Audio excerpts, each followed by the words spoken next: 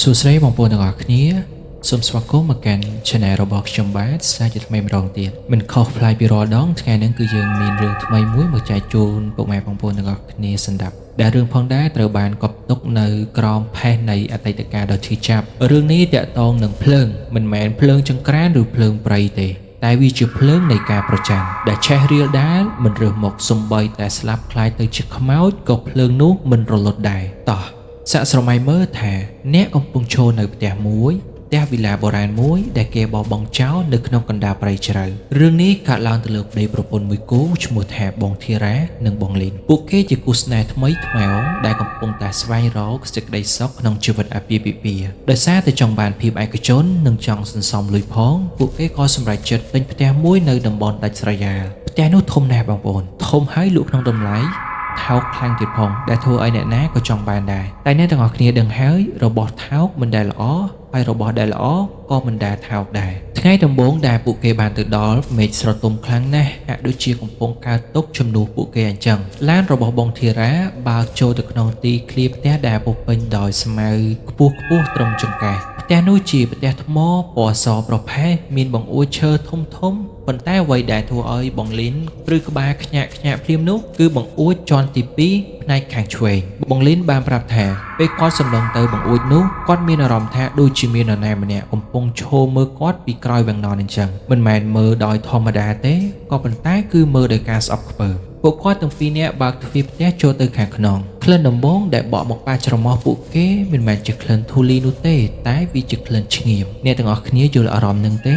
ក្លិនដូចពេលដែលយើងដុតសាច់ហើយទុកចោលឲ្យខ្លោចក្លិននោះហើយដែលនៅជាប់ជញ្ជាំងផ្ទះនេះរាប់សិបឆ្នាំបងធីរ៉ាគាត់ជាមនុស្សមិនសូវជឿរឿងខ្មោចទេគាត់ថាប្រហែលជាមាននរណាគេម្នាក់មកដុតសម្រាមក្បាលនឹងហើយតែបងលីនសភាវគតិរបស់មនុស្សស្រីប្រាប់នាងថារត់ទៅកុំនៅទីនេះប៉ុន្តែដោយសារតែស្រឡាញ់ប្តីនិងមិនចង់ឲ្យគាត់ពិបាកចិត្តនាងក៏ទ្រាំនៅតែរាត្រីទី1ការចាប់ផ្ដើមនៃសុបិនអាក្រក់យប់នោះភ្លៀងធ្លាក់ខ្លាំងណាស់ភ្លេចបន្តបំភ្លឺចូលមកក្នុងបន្ទប់គេងរបស់ពួកគេដោយសារតែភ្លើងរត់មិនទាន់តចូលពួកគេត្រូវបង្ខំឲ្យអុជទៀនសិននៅម៉ោងប្រហែលជា12យប់ខណៈពេលដែលបងធីរ៉ាកំពុងដេកលង់លក់ស្កប់ស្កល់បងលីនបែរជាមិនដេកលក់នាងមានអារម្មណ៍ថាក្តៅមិនមែនក្តៅស្អុះស្អាប់ទេគឺក្តៅដូចជាមាននរណាម្នាក់ដុតភ្លើងនៅក្បែរខ្លួននាងបាច់ញើសឡើងចូលខ្នងស្រាប់តែក្នុងភាពស្ងប់ស្ងាត់នោះនាងឮសំឡេងម្យ៉ាងសំឡេងដូចជាមាននរណាម្នាក់កំពុងអូសរបស់ធ្ងន់ទៅលើកម្រាលឈើនៅជាន់ខាងលើហើយបន្ទាប់មកសំឡេងនោះក៏ឈប់ជំនួសមកវិញដោយសំឡេងមនុស្សស្រីយំតែមិនមែនយំធម្មតាទេគឺយំលាយនឹងសំឡេងសោចឈឺណាស់ក្តៅណាស់លីនភ័យណាស់នាងចង់ដាស់ប្តីតែដៃជើងនាងកំរាក់មិនរួចសោះដូចគេហៅថាខ្មោចសង្កត់នោះអីនាងបើកភ្នែកធំសម្លឹងទៅចុងជើងអ្នកទាំងអស់គ្នាត្រៀមចិត្តណានៅក្រោមពន្លឺភ្លើងទៀនដែលរលត់លីនបានឃើញស្រមោលខ្មៅមួយកំពុងវារឡើងលើគ្រែរបស់នាងវាមិនមែនជាមនុស្សទេវាជាសាកសពដែលខ្លោចខ្មៅសាច់របស់វាប្រេះបាយអូតទឹករងៃនឹងឈាមសក់របស់វាឆេះនៅសល់តិចតួចប៉ុណ្ណោះហើយភ្នែករបស់វាគ្មានក្របភ្នែកទេមានតែរង្វង់ពណ៌សដែលសម្លឹងមកលីនខ្មោចស្រីនោះវាឈរមកជិតមុខរបស់លីនក្លិនសាច់ឆេះស្អុយអាសោចបក់ចូលក្នុងច្រមុះនាងពេញតែម្ដងវាហាមាត់ដែលរហែកដល់ថ្ពាល់ហើយនិយាយដោយសំឡេងស្ងួតដូចគេកោសដែកនាងមកយកប្លេខ្ញុំមែនទេលីនចង់ស្រែកថាអត់ទេខ្ញុំមិនដឹងអីទេតែសំឡេងនាងកាំងនៅបំពង់កខ្មោចនោះលើកដៃដែលនៅសល់ត្រឹមតែឆ្អឹងម្រាមមកប៉ះថ្ពាល់របស់លីននាងមានអារម្មណ៍ថាថ្ពាល់របស់នាងក្តៅដូចត្រូវភ្លើងដុតជឿចាប់រកអ្វីព្រៀបមិនបានជួយផងលីនស្រែកមួយទំហឹងហើយស្ទុះក្រោកឡើងបងធីរ៉ាភ្ញាក់ព្រឺតលីនកើតអីនឹងអូនលីនហត់ដូចគេដាច់ខ្លួនប្រាណសោមជោគនាងមើលទៅជុំវិញបន្ទប់គ្មាននរណាទេមានតែប្តីរបស់នាងនិងពន្លឺភ្លើងទៀនម៉ងអូនថៃខ្មៅភ្លើងខ្មៅភ្លើងឆេះលីនជុំអបដីញ័រខ្លួនទៅត្រូវធីរ៉ាលួងលោមប្រពន្ធយល់សពទេអូនកុំគិតច្រើនពេកអីផ្ទះយើងថ្មីគ្មានអីទេប៉ុន្តែបងប្អូនអើយវាមិនមែនជាការយល់សពទេនៅពេលដែលបងធីរ៉ាក្រោកទៅយកទឹកឲ្យប្រពន្ធញ៉ាំគាត់មិនបានចាប់អារម្មណ៍ទេប៉ុន្តែលៀនបានឃើញនៅត្រង់កញ្ចក់តុសំអាងមានស្នាមរាមដៃប្រឡាក់ខ្ជូងចំនួន5យ៉ាងច្បាស់កំពុងជាប់នៅទីនោះព្រឹកថ្ងៃបន្ទាប់ការពិតចាប់ផ្ដើមលាតត្រដាងលៀនមិនហ៊ានប្រាប់ធីរ៉ាអំពីរឿងស្នាមដៃនោះទេ ព្រោះគាត់ខ្លាចថាគាត់ឈួតនាងសម្រេចចិត្តដើរមើលជុំវិញផ្ទះដើម្បីរកមូលហេតុពេលនាងដើរទៅក្រោយផ្ទះនាងឃើញដើមឈើធំមួយដើមដែលមានរូបរាងចម្លែកខ្លាំងមែនទែនដើមឈើនោះអត់មានស្លឹកសំបីតែមួយសន្លឹកទាំងដែលដើមផ្សេងទៀតខៀវខ្ចីហើយនៅគល់ឈើនោះមានកូនខ្ទមតូចមួយរូបរាងដូចជាខ្ទមអ្នកតាដែលគេបោះបង់ចោលយូរហើយលៀនដើរទៅជិតឃើញនាងមានរូបថតមួយសន្លឹកធ្លាក់នៅក្បែរនោះរូបថតសខ្មៅចាស់ណាស់ហើយក្នុងរូបនោះមានមនុស្សប្រុសស្រី3នាក់មនុស្សម្នាក់នៅកណ្ដាលមុខមាត់សង្ហាស្ត្រីម្នាក់នៅខាងស្ដាំស្អាតណាស់សក់រួញតាមសម័យនិងស្ត្រីម្នាក់ទៀតឈរនៅខាងឆ្វេងមុខមាត់កាយភ្នែកមុតដូចចង់ស៊ីសាច់ហូតឈាមតែអ្វីដែលចម្លែកគឺមុខរបស់ស្ត្រីខាងឆ្វេងស្ត្រីដែលមុខកាយនឹងត្រូវបានគេយកដៃគោលឆោតរហូតមើលលែងយល់ហើយអ្វីដែលនៅខាងក្រៅរូបថតមានរសេអក្សរមួយឃ្លាថាភ្លើងប្រច័ណ្ឌនឹងដុតបំផ្លាញឯងឲ្យខ្លាចទៅជាផេះអ៊ីវ៉ាភ្លាមនោះខ្យល់បក់មកយ៉ាងខ្លាំងស្លឹកឈើហួយទ្រលោមលៀនឮសំឡេងមនុស្សស្រីសើចពីក្រោយខ្នងនាងរកឃើញនាងហើយលៀនងាកក្រោយយ៉ាងលឿនគ្មានអ្នកណាទេប៉ុន្តែនៅពេលដែលនាងងាកមកមើលរូបថតក្នុងដៃវិញរូបថតនោះរូបស្ត្រីមុខកាយដែលត្រូវឆូតនោះស្រាប់តែប្រែក្លាយជាពណ៌ក្រហមដូចឈាមហើយដៃរបស់លីនចាប់ដើមធំក្លិនប្រេងកាតលីនអូនធ្វើអីហ្នឹងសំឡេងបងធីរ៉ាស្រែកហៅពីលើផ្ទះលីនភ្ញាក់ព្រើធ្វើឲ្យរូបថតនោះធ្លាក់ពីដៃពេលនាងអោនទៅរើរូបថតនោះបានបាត់ទៅហើយបាត់ឆឹងដោយដែលមិនធ្លាប់មាននៅទីនោះពីមុនមកតើស្ត្រីដែលនៅក្នុងរូបថតនោះជានរណាឈ្មោះអ៊ីវ៉ាជាឈ្មោះអ្នកណាហើយហេតុអ្វីបានជាវិញ្ញាណនោះតាមជាលីនដែលមិនដឹងអ្វីសោះរឿងរ៉ាវទើបតែចាប់ផ្ដើមទេបងប្អូនអ្វីដែលលីននឹងជួបប្រទះនៅយប់ទី2វាសាហាវជាងនេះ100ដងនៅភាគក្រោយយើងនឹងដឹងហើយថាអតីតម្ចាស់ផ្ទះនេះបានធ្វើរឿងដ៏ឃោរឃៅមួយដែលសំបីតែនរកក៏មិនហ៊ានទទួលដែរយប់ទី2បានមកដល់ហើយបងប្អូនបន្ទាប់ពីហេតុការណ៍នៅក្រៅផ្ទះលីននាងមានអារម្មណ៍ថាខ្លួននាងមិនមែននៅម្នាក់ឯងទេនាងមានអារម្មណ៍ថាមានភ្នែកមួយគូកំពុងតាមសម្លឹងមកនាងគ្រប់ជំហានមិនថាពេលនាងចូលទៅក្នុងបន្ទប់ទឹកពេលនាងធ្វើម្ហូបឬពេលនាងអង្គុយមើលទូរទស្សន៍ក្លិនប្រេងកាតនិងក្លិនឈ្ងៀមតែងតែរសាត់មកប៉ះច្រមុះនាងជានិច្ចម៉ោងប្រហែលជា7យប់ខណៈពេលដែលលីនកំពុងរៀបចំអាហារពេលល្ងាចនៅក្នុងផ្ទះបាយបងធីរ៉ាកំពុងងូតទឹកនៅជាន់លើផ្ទះបាយនេះចាស់ណាស់មានចង្ក្រានហ្គាសមួយដែលធីរ៉ាទើបតែទិញមកថ្មីលីនកំពុងតែឆាបន្លែសុកភ្លើងចង្ក្រានដែលកំពុងឆេះពណ៌ខៀវស្អាតស្រាប់តែផ្លាយទៅជាពណ៌ក្រហមចានចៅភ្លើងបានឆាប់ឆេះឡើងខ្ពស់ត្រឹមមុខរបស់លីនស្រែកហើយថយក្រោយអួលអុកគត់នឹងឥតប៉ុន្តែអ្វីដែលគួរឲ្យខ្លាចនោះគឺនៅក្នុងអណ្ដាតភ្លើងពណ៌ក្រហមនោះលីនបានឃើញមុខមនុស្សស្រីមុខដែលរលួយមុខដែលកំពុងសើចចំអកធ្វើម្ហូបបាយប្លេស៊ីមែនទេប្រយ័ត្នណាស់ឆ្នាំពល លីនញ័រដៃញ័រជើងស្ទុះទៅបិទចង្ក្រានហ្គាសផឹបភ្លើងរលត់អស់បេះដូងនាងលោតដូចគេវេស្គរ起来បង起来នាងស្រែកហៅប្តីធីរ៉ារត់ចុះមកមានរឿងអីអូនចង្ក្រាននឹងវា លៀនចង្អុលទៅចង្ក្រានវាមានមុខខ្មោចធីរ៉ាដកដង្ហើមធំគាត់ចាប់ផ្ដើមធុញទ្រាន់នឹងភាពភ័យខ្លាចរបស់ប្រពន្ធលីនអូនជប់ទៅបានទេមកពីហ្គាសវាមិនចេញស្មើគ្នាគ្មានខ្មោចឯណាទេឯគាត់ក៏ដើរទៅបើកហ្គាសម្ដងទៀតឆាច់ភ្លើងឆេះពណ៌ខៀវធម្មតាឃើញទេធម្មតាតាលៀនស្ងាត់មាត់នាងដឹងថាប្តីនាងមិនជឿនាងទេប៉ុន្តែនាងដឹងច្បាស់ថាអ្វីដែលនាងកំពុងឃើញមិនមែនជាការមមើមមាយជប់នោះពួកគេចូលគេងទាំងមិនសូវនិយាយរកគ្នាធីរ៉ាគេងបែរខ្នងដាក់លីនម៉ោង2យប់ពេលវេលានៃឯកំបាំងលីនភ្ញាក់ដឹងខ្លួនទៀតហើយលឹកនេះមិនមែនដោយសារកម្ដៅទេដោយសារតែដំណក់ទឹកវៃម្យ៉ាងស្រក់លើពីដានធ្លាក់មកចំថ្ងាសរបស់នាងយកដៃទៅជូតវាស្អិតហើយមានក្លិនហ្នឹងគឺជាក្លិនឈាមលីនបើកភ្នែកធំក្នុងភាពងងឹតនាងលូកដៃទៅបើកភ្លើងទូរស័ព្ទនាងបញ្ចាំងទៅលើពីដានអត់ទេនៅពីលើពីដានត្រង់កន្លែងដែលនាងដេកមានស្នាមដានរាងជាមនុស្សកំពុងវាតោងជាប់ពីដានដូចសត្វតុកែវាជាស្ត្រីម្នាក់សក់វែងអន្លាយធ្លាក់ចុះមកក្រោមនាងកំពុងសម្លឹងមកលីនដោយភ្នែកក្រហមចាន់ចៅលីនស្រែកមួយកំហឹងហើយស្ទុះរត់ចេញពីបន្ទប់នាងរត់ចូលទៅក្នុងបន្ទប់ទឹកចាក់ទ្វារសោជាប់នាងដកដង្ហើមហត់ដោយមនុស្សចិត្តដាច់ខ្យល់បង起来就用碰。 នៅក្នុងបន្ទប់ទឹកដែលមានតែពន្លឺព្រាលព្រាលពីបង្អួចលីនសម្លឹងមើលទៅកញ្ចក់នាងចង់លាងមុខដើម្បីឲ្យស្វាងនាងបើកទឹកឈូនាងអោនមុខលាងតែពេលនាងងើបមុខឡើងវិញសម្លឹងទៅកញ្ចក់អ្នកទាំងអស់គ្នាទេមើលថាតើនាងឃើញអ្វីរូបភាពដែលឆ្លុះក្នុងកញ្ចក់មិនមែនជាមុខរបស់លីនទេតែវាគឺជាមុខរបស់ស្ត្រីម្នាក់ដែលស្អាតណាស់សក់រួញស្លៀកពាក់សម័យទសវត្សរ៍60គឺស្ត្រីដែលនៅក្នុងរូបថតដែលនាងបានឃើញកាលពីថ្ងៃស្ត្រីក្នុងកញ្ចក់នោះឈ្មោះថាអ៊ីវ៉ាកំពុងតែញញឹមតែជាស្នាមញញឹមភ័យខ្លាចនៅពីក្រោយខ្នងរបស់អ៊ីវ៉ាក្នុងកញ្ចក់មានស្រមោលខ្មៅមួយកំពុងកាន់ដៃកេះទេកុំអ៊ីវ៉ាក្នុងកញ្ចក់និយាយគ្មានសំឡេងតែលីនអាចអានមាត់បានស្រមោលខ្មៅនោះគឺជាប្រពន្ធដើមឈ្មោះថាចិនដាក្នុងកញ្ចក់លើកដៃកេះឡើងឆ្វាច់ភ្លាមនោះកញ្ចក់នៅចំពោះមុខលីនក៏ប្រេះបែកអំបែងកញ្ចក់ខ្ទាតពេញបន្ទប់លីនស្រែកដោយការឈឺចាប់ព្រោះអំបែងកញ្ចក់បានមុតដៃនាងតែរឿងមិនទាន់ចប់ទេបងប្អូនទ្វារបន្ទប់ទឹកដែលនាងបានចាក់សោជាប់ស្រាប់តែមានអ្នកគោះទ្វារពីខាងក្រៅសំឡេងមួយធ្ងន់លីនបើកទ្វារឲ្យបងនេះជាសំឡេងរបស់ធីរ៉ាលីនត្រេកអរណាស់ 往起来就按碰面可毛。 នាងស្ទុះទៅបើកទ្វារតែដៃនាងស្រាប់តែឈប់នាងនឹកឃើញអ្វីម្យ៉ាងសំឡេងរបស់ធីរ៉ាហេតុអ្វីក៏ស្ងួតម្ល៉េះហើយហេតុអ្វីក៏មានសំឡេងសើចលាយឡំនៅខាងចុងលីនបើកទ្វារបងក្តៅណាស់បងចង់ចូលទៅងូតទឹកនៅក្រោមចន្លោះទ្វារខាងក្រោមលីនបានឃើញ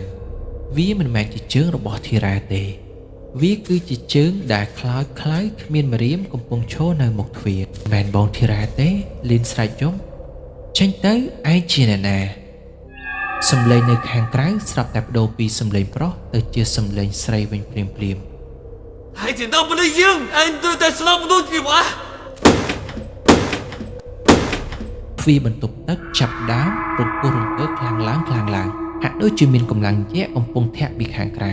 ក្តារទ្វារចាប់ផ្ដើមប្រេះផ្សែងពណ៌ខ្មៅចាប់ផ្ដើមហុយតាមចន្លោះទ្វារកម្ដៅក្នុងបន្ទប់ទឹកកើនឡើងយ៉ាងលឿនដូចជានាងកំពុងស្ថិតនៅក្នុងឡលីនគ្មានផ្លូវរត់ទេនាងថយទៅជាប់ជញ្ជាំងអោបខ្លួននាង 外进不家哎就偏碰。 ស្រាប់តែភាពស្ងប់ស្ងាត់ចូលមកដល់សំឡេងធាក់ទ្វារបាត់ឆឹងលីនងើបមុខឡើងយឺតនាងឃើញបង្អួចក្នុងបន្ទប់ទឹកនៅខ្ពស់ត្រូវបានបើកហើយនៅទីនោះមានក្បាលមនុស្សស្រីម្នាក់កំពុងព្យួរក្បាលចុះមកក្រោម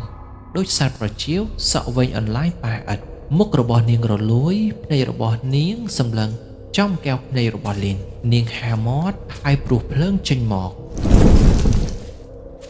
អូហូបងប្អូនអើយលីននៅជាប់នៅក្នុងបន្ទប់នោះជាមួយវិញ្ញាណបិសាចតើបងធីរ៉ាទៅណាហេតុអ្វីគាត់មិនមកជួយលីនឬមួយធីរ៉ាកំពុងជួបគ្រោះថ្នាក់ដែរតើលីនអាចរួចជីវិតពីបន្ទប់ទឹកនោះបានដោយរបៀបណាតើវិញ្ញាណរបស់អ៊ីវ៉ាចង់ប្រាប់អ្វីដល់លីននៅភាគក្រោយយើងនឹងដឹងពីការឆ្លើយតបរបស់ធីរ៉ានៅការរកឃើញអាកំបាំងក្រោមដើមឈើដែលនឹងធ្វើឲ្យអ្នកទាំងអស់គ្នាស្រឡាំងកាំងយើងត្រឡប់ទៅក្នុងបន្ទប់ទឹកវិញលីនកំពុងអង្គុយញ័រខ្លួននៅជ្រុងបន្ទប់ខណៈដែលក្បាលខ្មោចស្ត្រីដែលព្យួរចុះពីបង្អួចកំពុងហាមាត់ព្រោះភ្លើងដាក់នាងកម្ដៅភ្លើងនោះមិនមែនជាកម្ដៅធម្មតាទេវាជាកម្ដៅដែលដុតរហូតដល់លីនយកដៃបាំងមុខស្រែកយំអស់សង្ឃឹម 往起来就用碰。 ស្រាប់តែទ្វារបន្ទប់ទឹកត្រូវបានធាក់បើកយ៉ាងខ្លាំងបងធីរ៉ាស្ទុះចូលមកទាំងទឹកមុខស្លេកស្លាំងគាត់មិនឃើញក្បាលខ្មោចនោះទេតែគាត់ឃើញផ្សាញហុយពេញបន្ទប់និងលីនដែលកំពុងសន្លប់ស្មារតីនៅជ្រុងម្ខាងលីនធីរ៉ាស្ទុះទៅ3ប្រពន្ធអ្វីដែលចម្លែកនោះគឺដៃរបស់ធីរ៉ាពេលប៉ះខ្លួនលីនគឺក្តៅដូចប៉ះរងើកភ្លើងអូយក្តៅម្ល៉េះធីរ៉ានិយាយឡើងតែគាត់មិនហ៊ានលេងដៃទេគាត់ខំមាត់សង្កត់ចិត្តបីលីនចេញពីបន្ទប់ទឹកយ៉ាងលឿនពេលពួកគេចេញមកដល់បរិវេណផ្ទះខាងក្រោមអំពូលភ្លើងដែលធីរ៉ាដាក់ថ្មពន្លឺចាប់ផ្ដើមភ្លុះផ្លែហើយនៅតាមទីចាំងផ្ទះធីរ៉ាចាប់ផ្ដើមឃើញហើយគាត់ឃើញស្នាមប្រឡាក់ពណ៌ខ្មៅឲ្យចុះមកពីពីដានដូចជាប្រេងកាតឬជ័រឈើដែលគេដុតរលាយក្លិនឆ្ងៀមចាប់ផ្ដើមខ្លាំងឡើងរហូតដល់គាត់កកផ្ទះនេះមានបញ្ហាហើយធីរ៉ានិយាយទាំងភ័យគាត់ដាក់លីនចុះលើសាឡុងលីនបើកភ្នែកឡើងតិចនាងហត់ដូចជាមនុស្សទើបរួចពីសេចក្តីស្លាប់望用到的都要亲爱比蒂尼。 លីននិយាយទាំងសំឡេងខ្សៅ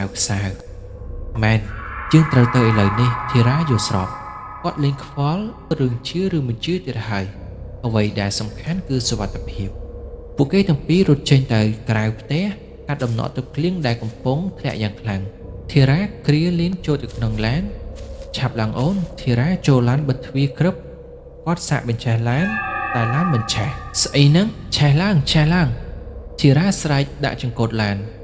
ម៉ាស៊ីនឡានស្ងាត់ឈឹងទាំងកុងតឺឡានក៏រលត់ងងឹតស្លុបនៅកណ្ដាលព្រៃស្ងាត់ជ្រងំមានតែសំឡេងទឹកភ្លៀងនិងសំឡេងដង្ហើមញាប់របស់ពួកគេទាំងពីរស្រាប់តែភ្លើងហ្វាឡានស្រាប់តែភ្លឺឡើងដោយឯង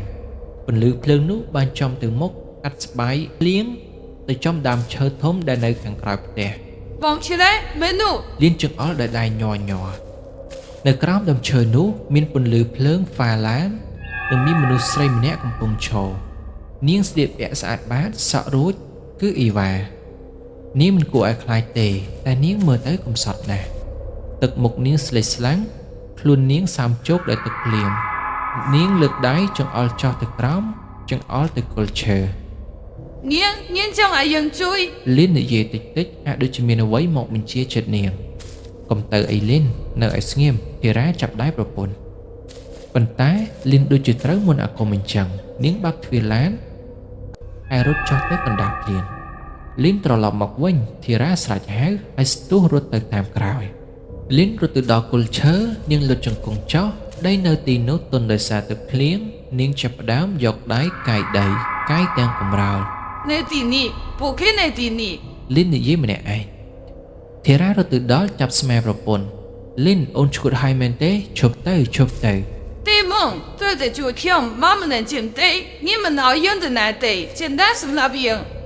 简单的什么那边。 លៀនស្រែកដាក់មុខប្តីភ្នែករបស់នាងប្រែជាសមួយផ្លែតធីរ៉ាស្រឡាំងកាំងគាត់មើលទៅដីដែលលៀនកំពុងកាយ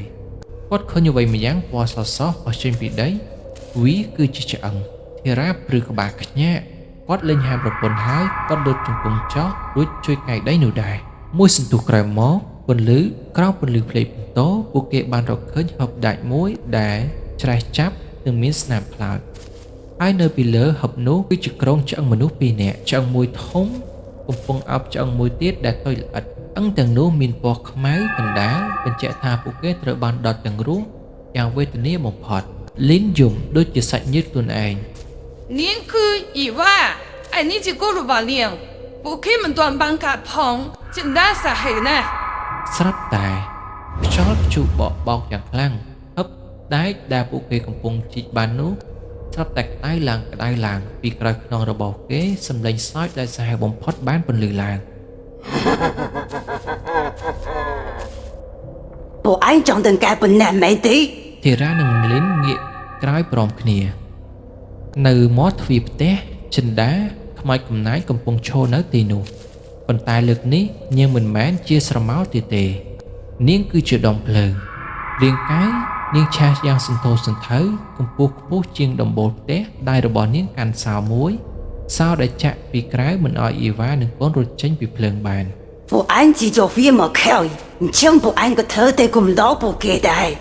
ចិនដាក្រវែងដៃមកខាងមុខប្រាវដើមឈើធំដែលពួកគេកំពុងច្រកស្រាប់តែឆេះភ្លើងភ្លាមទោះបីជាកំពុងភ្លៀងក៏ដោយភ្លើងពណ៌បៃតងលីកក្រហមឆាបឆេះរំពាត់ធីរ៉ានិងលេននៅក្នុងរង្វង់ភ្លើង 问题嘞，他不能对。 លីនស្រែកប្រាប់ប្តីវីជាច្រកចេញតែមួយកូតធីរ៉ាយកដុំថ្មគប់ទៅលើហឹបសាវនោះហាងដៃគាត់រលាត់ស្បែកអស់ហើយកម្ដៅភ្លើងកាន់តែខិតជិតមកដល់ 吃不浪翁，为么搞太？ ខ្មោចចិនដាក៏ដើរចូលក្នុងរង្វង់ភ្លើងមុខនាងជិតដល់មុខពួកគេហើយក្រាកហឹបក៏បានរបើកនៅក្នុងហឹបនោះគ្មានមាសប្រាក់ទេមានតែសៀវភៅកំណត់ហេតុមួយក្បាលនិងតុក្កតាមួយដែលធ្វើពីក្រណាត់តែត្រូវគេយកមកចូលចាក់ឡើងពេញហើយមានវត្ថុមួយទៀតគឺរូបថតមង្គលការរបស់ចិនដានិងប្តីតែអ្វីដែលធ្វើឲ្យធីរ៉ាភ្ញាក់ផ្អើលបំផុតនោះគឺមុខរបស់កូនកំឡោះនៅក្នុងរូបថតនោះវាមានមុខមាត់ដូចធីរ៉ាបៃដាក់ធីរ៉ាកាន់រូបថតនោះទាំងដៃញ័រហេតុអី ហេតុអីបានជាគេមុខដូចខ្ញុំម្ល៉េះខ្មោចចិនដាឈប់ដើរនាងសម្លឹងមើលមុខធារាភ្លើងពណ៌ក្រហមក្នុងកែវភ្នែកនាងរលត់បន្តិចម្ដងប្រែជាទឹកភ្នែកឈាមបងវិបុលបងត្រឡប់មកវិញហើយឬព្រះអើយតើនេះមានន័យយ៉ាងម៉េចទៅតើធារាគឺជាជាតិក្រោយរបស់វិបុលជាប្តីដែលក្បត់ចិត្តមែនទេបើអញ្ចឹងមែននោះតើចិនដានឹងសម្លាប់គាត់ឬក៏នាងនឹងទាមទារឲ្យគាត់សងបំណុលស្នេហ៍ហើយចុះលីនតើនាងត្រូវទទួលកម្មពីជំនួសអ៊ីវ៉ាទៀតឬយ៉ាងណាស្ថានភាពកាន់តែតឹងតែងហើយបងប្អូនឥឡូវនេះពួកគេជាប់ក្នុងរង្វង់ភ្លើងអាគមជាមួយការពិតដែលនៅស្មានមិនដល់តើបងប្អូនចង់ស្ដាប់ភាគ4ដែលជាភាគបញ្ចប់ដែរឬទេតើពួកគេនឹងរស់ឬនឹងស្លាប់ខ្លាចជាខ្មោចចាំផ្ទះនេះជំនួសខ្ញុំនឹងបន្តភាគ5នៅបន្តិចទៀតនេះស្ថានភាពពេលនេះតានតឹងបំផុតបងប្អូនធីរ៉ាកំពុងកាន់រូបថតមង្គលការដែលកូនកំលោះមកដោយគាត់បែកដាក់ដៃគាត់ញ័រត្រត្រឹកចំណែកលីនកំពុងលុតជង្គង់ក្បែរហឹបឆ្អឹងរបស់អ៊ីវ៉ានិងកូននៅចំពោះមុខពួកគេគឺចិនដាវិញ្ញាណបិសាចភ្លើងដែលមានកម្ពស់ខ្ពស់ត្រដែតភ្នែកក្រហមឆ្អិនឆ្អៅតែពេលនេះកែវភ្នែកនោះកំពុងសម្លឹងមកធីរ៉ាដោយក្តីអាឡោះអាឡាយ មកវិបុលបងត្រឡប់មកហើយខ្ញុំចាំបងយូរណាស់ សំឡេងរបស់ចិនដាលេងកាចសាហាវទៀតហើយតែវិជាសំឡេងដែលពោពេញដោយការជឿចាប់និងការទាមទារនាងបោះជំហានចូលមកក្នុងរង្វង់ភ្លើងជើងរបស់នាងដើរទៅដល់ត្រង់ណាស្មៅនៅទីនោះឆេះខ្លោចទៅជាផេះត្រង់នោះនាងលូកដៃដែលកំពុងឆេះសន្ធោសន្ធៅនោះសណ្ដានទៅរកមុខរបស់ធីរ៉ា មកនេះមកបងយើងទៅនៃជាមួយគ្នានៅទីនោះគ្មាននរណាទៅណាំបងពីអូនណានទេ ធីរ៉ាភ័យឡើងកែមគាត់ថយក្រោយទៅជន់នឹងឫសឈើដួលផ្កាប់មុខទេខ្ញុំមិនមែនវិបុលទេចេញទៅប៉ុន្តែចិនដាមិនស្ដាប់ទេនាងជឿថាធីរ៉ាជាប្តីរបស់នាង មកកំភៃវាក្តៅតាមវាភ្លេទេបន្តមកចឹងនឹងបាននៃជុំគ្ទីជារៀងរហូតហើយបងណា ភ្លើងនៅចុងម្រាមដៃនាងចាប់ផ្ដើមជះអាវរបស់ធីរ៉ាដៃណាស់ធីរ៉ាស្រែករមៀលខ្លួនលីនឃើញប្តីចិត្តស្លាប់នាងក៏ដាច់ចិត្តធ្វើរឿងមួយនាងលូកដៃចូលទៅក្នុងហូបដែកនោះម្ដងទៀតទាញយកសៀវភៅកំណត់ហេតុដែលនៅសេសសល់នាងបើកទៅទំព័រចុងក្រោយបង្អស់ដែលនាងមិនទាន់បានអានការពិភាក្សាមុន 出身连宁简单， លីនស្រែកមួយទំហឹងដោយសំឡេងញ័រ 连宁们没做到蓝国的，连宁什么不管。 ចិនដាឈប់ងក់នាងងាកមកមើលលីនភ្នែកប្រែជាក្រហមវិញ ai đi yes ấy លីនបើកសៀវភៅនោះឡើងបង្ហាញអានមើលទៅនេះជាអក្សររបស់អ្នកនាងនេះជាអក្សររបស់អ្នកនាងផ្ទាល់នៅថ្ងៃដែលនាងដុតផ្ទះវិបុលមិនបានរត់ចេញទេលីនអានខ្លាំងប្រណាំងនឹងសំឡេងផ្គរលាន់ 那天地都比看武术片，上班介绍们都干部位，爱帮飞我是都的就一年，我的委推，我是来海就没年，我上就吃了就没年，们帮进我改就没香，把我们叫香，我的哥们来叫牛满带，想能到点我到点年。 លីនបិទសៀវភៅផឹបអ្នកនាងចិនដាអ្នកនាងដុតដីខ្លួនឯងវិបុលស្លាប់នៅក្នុងភ្លើងនោះដោយសារអ្នកនាងគាត់មិនបានស្រឡាញ់អ្នកនាងទេគាត់ស្រឡាញ់អ៊ីវ៉ាទោះស្លាប់ក៏គាត់ស្លាប់អបអ៊ីវ៉ាដែរពាក្យសម្ដីរបស់លីនប្រៀបដូចជាទឹកអាស៊ីតចាក់ស្រោចលើបេះដូងខ្មោចចិនដាលើកដៃទាំងពីរអបក្បាលស្រែកយ៉ាងឈឺចាប់ ở đây mình bật đây có sự lạnh khi ông ភ្លាមនោះផែនដីក៏រញ្ជួយក្រឹបនៅត្រង់កន្លែងដែលលីននិងធីរ៉ាកំពុងឈរដីបានប្រែបែកចេញពីក្រោមដីនោះមិនមែនមានតែគ្រោងឆ្អឹងរបស់អ៊ីវ៉ានិងកូនទេនៅមានគ្រោងឆ្អឹងទី3គ្រោងឆ្អឹងបុរសម្នាក់ដែលកំពុងអោបគ្រោងឆ្អឹងអ៊ីវ៉ាជាប់នឹងដើមទ្រូងចិនដាសម្លឹងមកទៅគ្រោងឆ្អឹងប្តីរបស់ខ្លួនដែលស្លាប់ក្នុងស្ថានភាពការពារសេរីផ្សេងការពិតដែលនាងព្យាយាមបំភ្លេចជាង50ឆ្នាំឥឡូវនេះវាលេចឡើងនៅចំពោះមុខនាងភ្លើងពណ៌ក្រហមនៅលើខ្លួនរបស់នាងចាប់ផ្ដើមប្រែជាពណ៌ខៀវស្រអាប់បងវិបុលបងសុកចិត្តស្លាប់ដើម្បីនាងសំឡេងចិនដាខ្សោយទៅពោពេញដោយវិបដិសារីធីរ៉ាក្រោកឈរឡើងគាត់ដើរទៅជិតលីនហើយកាន់ដៃប្រពន្ធជាប់អ្នកនាងចិនដាធីរ៉ានិយាយដោយចិត្តក្លាហានស្នេហាមិនមែនជាការកាន់កាប់ទេបើអ្នកនាងស្រឡាញ់គាត់ពិតអ្នកនាងគួរតែឲ្យគាត់ទៅការដែលអ្នកនាងឃុំវិញ្ញាណពួកគេនៅទីនេះវាមិនធ្វើឲ្យអ្នកនាងសប្បាយចិត្តទេវាធ្វើឲ្យអ្នកនាងកាន់តែរងទុក្ខដូចចុះនរកចិនដាយំ ទឹកភ្នែករបស់នាងស្រក់ចុះមកខ្លាចជាភ្លើងនាងសម្លឹងមើលទៅធីរ៉ាជាលើកចុងក្រោយឯងនិយាយត្រូវខ្ញុំហត់ហើយភ្លាមនោះខ្យល់ព្យុះបានបក់បោកមកយ៉ាងខ្លាំងក្រុមឆ្អឹងទាំង3នៅលើដីបានប្រែក្លាយទៅជាផេះពណ៌សហើយហោះឡើងទៅលើមេឃមានពន្លឺមួយចេញពីផេះនោះជាស្រមោលរបស់បុរសម្នាក់និងស្ត្រីម្នាក់កាន់ដៃគ្នាដើរឡើងទៅកាន់ពន្លឺ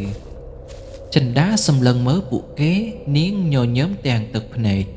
រាងកាយដ៏ធំសម្បើមរបស់នាងចាប់ផ្ដើមបែកខ្ញាច់លីហើយបងវិបុល